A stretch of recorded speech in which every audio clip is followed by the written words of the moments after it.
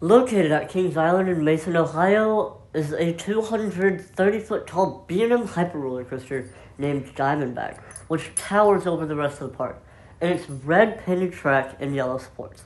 The queue line moves extremely fast as each train holds 32 riders, and they dispatch like once per minute, so those ride operators are hustling to get everybody on the ride and make sure that the line doesn't get too long. The ride does assign rows on busy days, though they do take requests. I'd highly recommend seating yourself in the back, as it is the most forceful seat on the ride. Anyways, restraint-wise, the ride has extremely comfortable clamshell lap bars and a seatbelt. The ride operators did an excellent job of not stapling me, though you aren't allowed to pull down your own lap bar.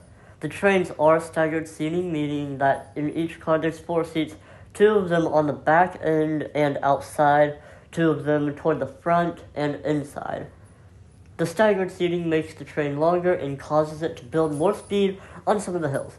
Anyways, once the train dispatches, you'll be greeted by a 230-foot tall lift hill, and you will slowly ascend to the top. While we're ascending, let me tell you a few facts about this ride that I couldn't fit anywhere else. Assuming that this ride is running at full capacity, it can hold 1,620 riders per hour. That is an insane amount. This ride first started operating on April 18th of 2009 and cost $22 million to build. The trains have an extremely cool design on them, which resembles a snake, and that is the ride's theme. Anyways, now that we're at the top, we can begin the journey on Diamondback. Descend down the 215-foot-long, 74-degree drop and hit your top speed of 80 miles per hour. In the front row, this drop really doesn't do a whole lot, though in the back, you'll get some sustained, strong floater airtime during this moment. It is phenomenal. Rise up into a camelback, turn to the left a bit, and into another camelback. Both of these will give some mild airtime in the front row, causing some strong airtime in the back row, causing you to fly out of your seat for a good few seconds before settling back into your seat. The overbank curve is next, and in both rows this is an extremely whippy element, which feels amazing. Doesn't provide too many forces, but it's just enough to where you are satisfied.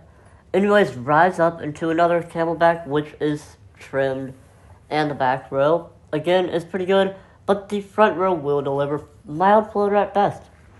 Do a 270-degree left turn into the mid-course brake run. When I was there, it wasn't slowing the train down much. Anyways, when you dive off that brake run, the front row doesn't get any airtime while the back row will get some nice floater. After that, swoop out and go into a double camelback, which is parallel to the first camelback. The back row doesn't send you up at all, but the front row will provide just a bit of airtime. Go into an upwards helix, which really doesn't do anything for the ride, and then roll down into a splashdown, which won't really get you wet unless you sit in the very back, where the water will absolutely drench your arm adjacent to the side that you are on. It is phenomenal, and it's really fun to watch. Anyways, rise up into the brake run, slide into the station, and that concludes your 5,282 feet journey on Diamondback. This ride does have a slight rattle, but it's not too noticeable throughout the whole ride, only at some parts. Again, I really prefer the back row to this ride, and that's because the airtime is a lot stronger, the first drop is way better, and the final splashdown is amazing in the back. The front definitely had slightly more airtime, but the back's is stronger. But that's about it for all of the points that I've come across with this roller coaster. And this is one extremely fun roller coaster. I'd highly recommend it if you ever visit Kings Island. I'm going to wrap up today's review right here. I hope you've enjoyed. Please subscribe to Stormy Coasters and like this video. Comment below your thoughts on Diamondback if you've ridden it. And have an amazing rest of your day.